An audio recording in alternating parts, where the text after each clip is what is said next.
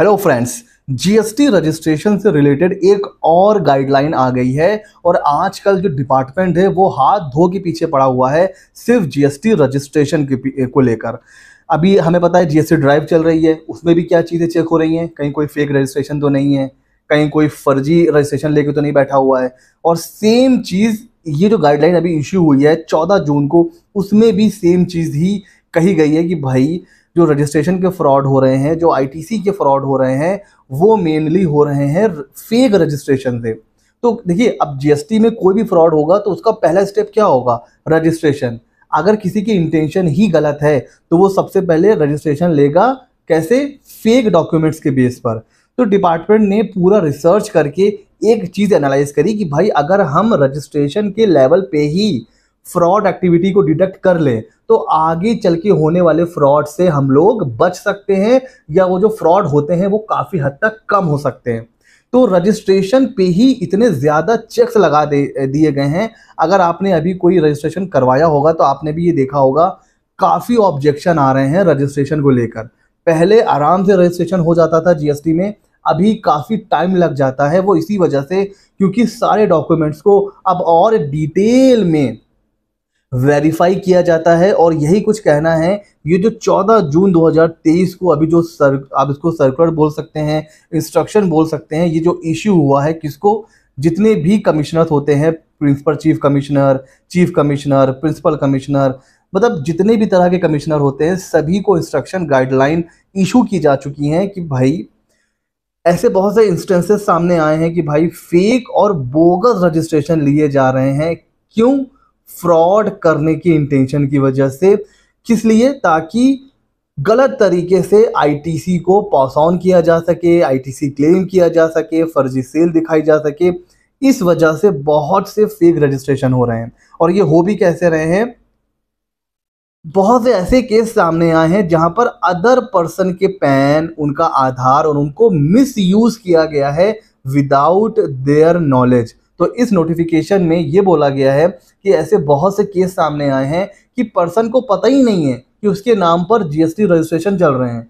एक एक बंदे के नाम पर दो दो तीन तीन रजिस्ट्रेशन है और उस पर्सन को पता ही नहीं है। तो जब ऐसे केस सामने आए तो एक प्रॉपर गाइडलाइन इशू करी गई कि भाई जितने भी जीएसटी रजिस्ट्रेशन लोग ले रहे हैं, फॉर्ज डॉक्यूमेंट्स लगा के, पता चल रहा है जो इलेक्ट्रिसिटी बिल है वो गलत है, कोई प्रॉपर्टी टैक्स की रिसिप्ट है वो क्या है? फेक है, रेंट एग्रीमेंट जो है वो प्रॉपर बना ही नहीं है। तो इस तरीके ये सारे डॉक्यूमेंट्स को यूज करके फेक रजिस्ट्रेशन बहुत से लोग ले रहे हैं। उसी को रोकने के लिए ये आप कह सकते हो गाइडलाइन दी गई है।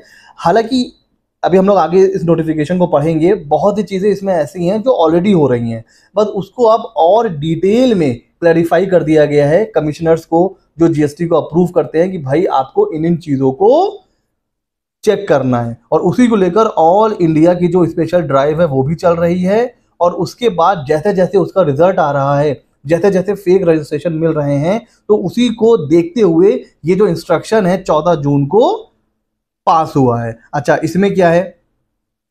इसमें यह कहा जा रहा है कि जो वेरिफिकेशन ऑफ एप्लीकेंट है for registration by the proper officer is the most crucial step. भाई जब रजिस्ट्रेशन होता है तो वो जाता है प्रॉपर ऑफिसर के पास, तो वो डॉक्यूमेंट्स को वेरीफाई करता है। तो कहा गया है कि भैया वो जो स्टेप है वो बहुत क्रूशियल स्टेप है, और वहीं पर अगर आपको प्रिवेंट कर दिया जाए फेक और बोगस रजिस्ट्रेशन तो भैया काम हो जाएगा। तो इसीलिए गाइडलाइन इशू करी गई है। इसमें क्या कहा गया है? कहा गया है कि जैसे ही immediately on receipt of application for the registration in the task list of the concern officer, तो ऑफिसर क्या करेगा? इनिशिएट करेगा process of scrutiny and verification.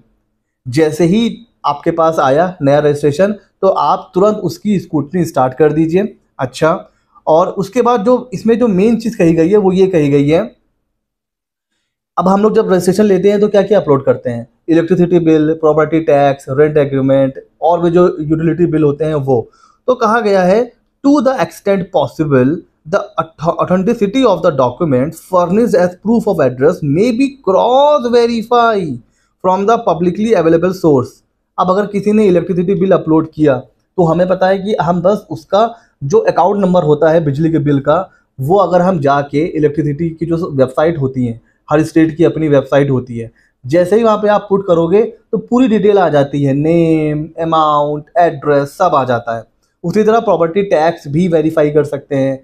Rent agreement में जो स्टैम्प पेपर बनता है वो स्टैम्प पेपर भी ऑनलाइन वेरीफाई कर सकते हैं।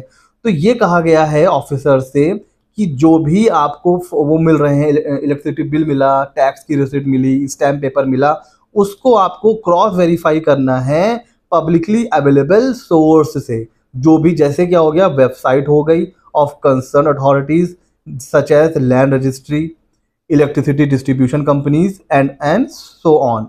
तो ये कहा गया कि भाई आप जो भी डॉक्यूमेंट्स हम अपलोड करेंगे उसको उस वेबसाइट पे जाके भी चेक किया जाएगा। अच्छा, अगला ये कहा गया है कि proper officer may also check as to whether the registration has been obtain on the same PAN earlier within the same state और अदर स्टेट।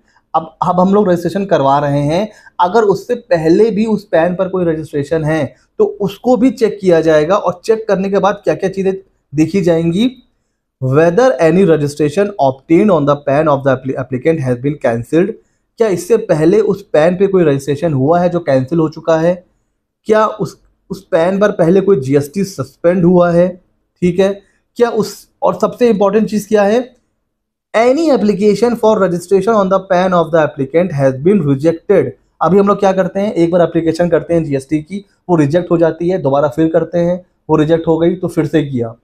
अब यहाँ पर प्रॉब्लम आ सकती है, क्योंकि एक चीज और चेक की जाएगी कि भाई जो आपने पहले एप्लीकेशन करी थी जीएसटी रजिस्ट्रेशन के लिए वो रिजेक्ट हुई है तो क्यों हुई है, उसका रीजन देना पड़ेगा। तो एक तो ये भी चेक होगा। Whether the place of business of applicant appears to be risky, means ऐसी किसी जगह पर आप अपना रजिस्ट्रेशन लेना चाहते हैं जो प्लेस ही रिस्की है, जो जहां पर सिर्फ रेजिडेंशियल है, वहां पर कॉमर्शियल कॉम्प्लेक्स है ही नहीं। आप कह रहे हो कि मैं मैन्युफैक्चरिंग करूंगा, बट आप रजिस्ट्रेशन दे रहे हो किसी घर का, तो भाई वहां पर मैन्युफैक्चरिंग कैसे करोगे। तो इन चीजों को लेकर भी अब ऑब्जेक्शन आने शुरू हो जाएंगे। उसके अलावा अगर proof of address prima facie appears to be suspicious doubtful, अगर जो आपने जो प्रूफ, जो डॉक्यूमेंट्स अपलोड किए हैं वो देखने से ही पता चल रहा है कि डाउटफुल है, तो वहां पर भी ऑब्जेक्शन आ जाएगा। तो ये सारी चीजें अब जो है वो हमें भी देखनी है और ऑफिसर भी चेक करेगा, ठीक है, पहला। अच्छा, उसके बाद क्या करेगा, प्रॉपर ऑफिसर में सी क्लैरिफिकेशन, जैसे अभी होता है कि भाई ऑब्जेक्शन आ जाता है, फिर हमें क्या करना पड़ता है, उसका रिप्लाई करना पड़ता है। तो अगर कोई डॉक्यूमेंट इनकम्प्लीट है, लेजिबल नहीं है, तो प्रॉपर ऑफिसर क्या करेगा, ऑब्जेक्शन रेज कर सकता है कि भाई आप प्रॉपर अपलोड करिए। अगर address place of business match नहीं कर रहा है डॉक्यूमेंट अपलोड, जो भी आपने अपलोड किया है, तो भी आपको ऑब्जेक्शन आ जाएगा, वो अभी भी आता है। इसलिए मैंने आपसे पहले भी डिस्कस किया हुआ है कि जो एड्रेस किसी यूटिलिटी बिल जैसे इलेक्ट्रिसिटी बिल पर है या मोबाइल बिल पर है या प्रॉपर्टी टैक्स में है, तो वही एड्रेस आपको एंटर करना है, वरना अब तो आपको रजिस्ट्रेशन मिलना बहुत ही मुश्किल है। उसके अलावा अगर इनकम्प्लीट है तो भी ऑब्जेक्शन आ जाता है। Whether any GST linked to the PAN of applicant is found cancel और सस्पेंडेड, तो प्रॉपर ऑफिसर क्या करेगा, आपको ऑब्जेक्शन रेज कर सकता है। पूछेगा कि भाई पहले जो पैन पे आपने जीएसटी लिया था वो रिजेक्ट हुआ है, क्यों हुआ है, क्या रीजन है, तो ये सारी चीजें। उसके बाद अब बहुत ज़्यादा आप देखोगे कि रजिस्ट्रेशन करने के बाद फिजिकल वेरिफिकेशन बहुत ज़्यादा होने वाले हैं, बिकॉज इस गाइडलाइन में ये कहा गया है, मैं आपको बताऊं, मैं वैसे तो ये पूरी जो इंस्ट्रक्शन है, ये जो पीडीएफ है, ये मैं टेलीग्राम चैनल पर शेयर कर दूंगा, आप पढ़ सकते हो। इसमें यह कहा गया है कि अगर आधार है तब तो ठीक है, अगर आधार ऑथेंटिकेशन नहीं किया तो अब तो फिजिकल वेरिफिकेशन आपका होगा ही होगा। इवन अगर आपका आधार ऑथेंटिकेशन हो भी गया है फिर भी आपका फिजिकल वेरिफिकेशन हो सकता है। और हमने ये भी देखा था कई बार डीम्ड अप्रूवल आ जाता है, तो जहां पर डीम्ड अप्रूवल आ गया, अगर आपका डीम्ड अप्रूवल आया है तो ये मत समझिएगा कि भैया हो गया डीम्ड अप्रूवल, नहीं, डीम्ड अप्रूवल होने के बाद भी 100% चांसेस हैं कि अब आपका फिजिकल वेरिफिकेशन भी होगा। तो अब आप देखोगे, अगर पहले मान लीजिए 30% केस में फिजिकल वेरिफिकेशन हो रहे थे, तो अब 50, 60, 70% तक आप देखोगे कि फिजिकल वेरिफिकेशन होगा। तो अब जीएसटी रजिस्ट्रेशन करते वक्त बहुत ध्यान से रजिस्ट्रेशन करिए। एक एक डॉक्यूमेंट्स को बहुत ही क्लोज मॉनिटर करेगा डिपार्टमेंट, और उसके बाद ही जीएसटी रजिस्ट्रेशन अप्रूव होगा, वरना एप्लीकेशन रिजेक्ट हो जाएगी। एक बार एप्लीकेशन रिजेक्ट हो गई तो आप ये मान के चलिए जीएसटी लेना नेक्स्ट टू इम्पॉसिबल हो जाएगा। एक बार अगर आपका एप्लीकेशन रिजेक्ट हो गया तो फिर जीएसटी दोबारा अप्लाई करना और उसको अप्रूव करना नेक्स्ट टू इम्पॉसिबल हो जाएगा। बिकॉज अब एक और ऑब्जेक्शन आएगा आपके पास कि भाई पहले जो आपने एप्लीकेशन करी थी वो रिजेक्ट क्यों हुई, उसके बारे में भी आपको बताना पड़ेगा, क्लैरिफिकेशन देना पड़ेगा। तो ये था नोटिफिकेशन, इसको मैं टेलीग्राम चैनल पर शेयर कर दूंगा। कैसी लगी ये इंफॉर्मेशन? ऐसे ही मजेदार इंफॉर्मेशन के लिए सीए मित्रा 24 को कर लीजिए सब्सक्राइब। मिलते हैं अगले नॉलेजेबल वीडियो में।